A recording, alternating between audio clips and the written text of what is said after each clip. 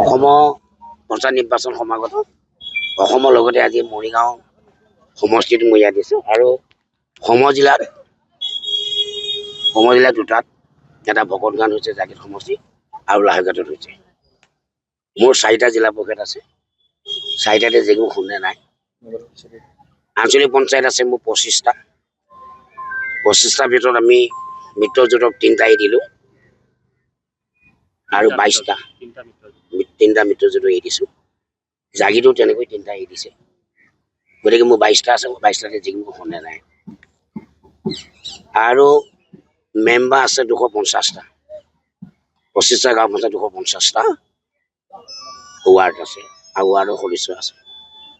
গোটেইবিলাকে জিকিব, কোনো সন্দেহ নাই। গোটেই অংকটো আপুনি কেনেকৈ কয়, মানে আপুনি ইতিমধ্যে হিচাপটো দি দিলে কিমান জিকিব, এনে অংকটো বিনা কণ্টেষ্টত আঞ্চলিক পঞ্চায়ত বহুত আছে আৰু 2-এটা হয়তো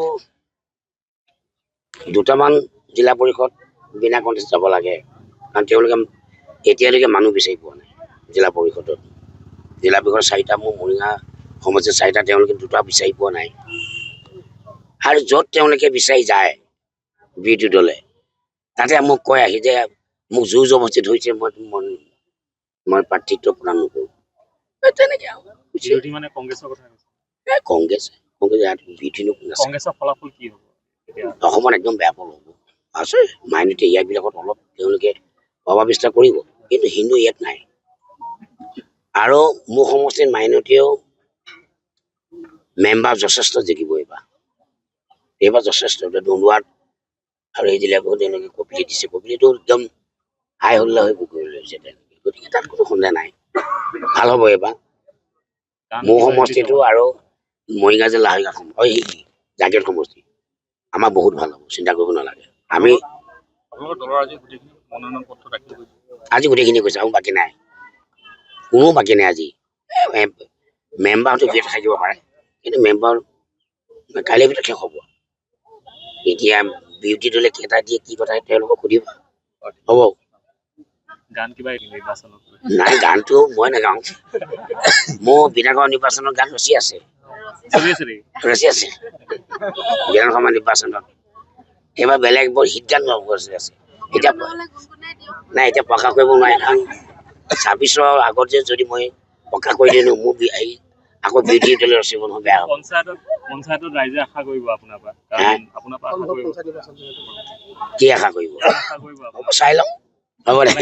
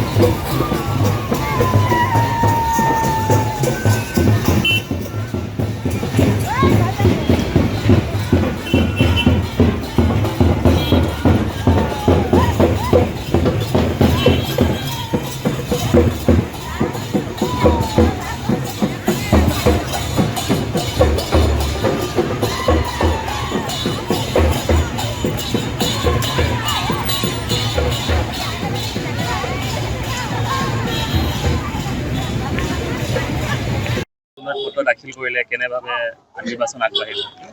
নিৰ্বাচন সুকলমে আগবাঢ়িব, বহুত আশালৈ আগবাঢ়িছোঁ। মূল শক্তি কি হ'ব আপোনাৰ নিৰ্বাচনৰ এইবাৰ? মানে মহিলাসকল যথেষ্ট আহিছে, কি ক'ব বিচাৰিব? মহিলাসকলৰ আস্থা বিশ্বাস বৰ্তাই ৰাখিবলৈ চেষ্টা কৰিম। তেওঁলোকে মোক লৈ যি আশা কৰিছে তেওঁলোকৰ আশা পূৰণ কৰিবলৈ চেষ্টা কৰিম, সেই আশা লৈ ওলাই আহিছোঁ। যিকোনো খবৰৰ বাবে যোগাযোগ কৰক 7099017330 লগতে 7099017110 নম্বৰত।